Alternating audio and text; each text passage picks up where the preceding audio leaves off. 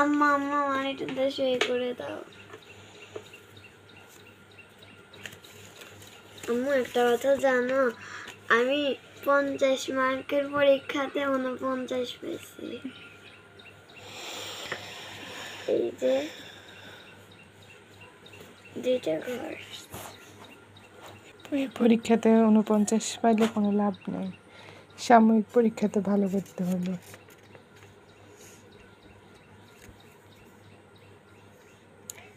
Final পরীক্ষাতে 50 না 100 মার্কের পরীক্ষা হবে।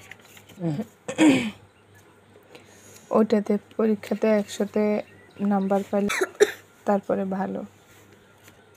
এইসব মাসিক পরীক্ষা এগুলোতে নাম্বার পেলে কোনো লাভ নেই। লাভ হইব তুমি যখন সাময়িক পরীক্ষাগুলো, প্রথম সাময়িক দ্বিতীয় সাময়িক, ওই পরীক্ষাগুলোতে বেশি নাম্বার পাইলে তখন ভালো।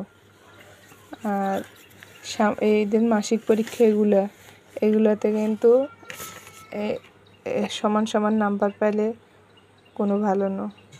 ভালো করতে হইব সাময়িক পরীক্ষাগুলোতে। ভালো করতে হইব কিসে? মাসিক সাময়িক মূল্যায়নে, সাময়িক পরীক্ষাগুলোতে।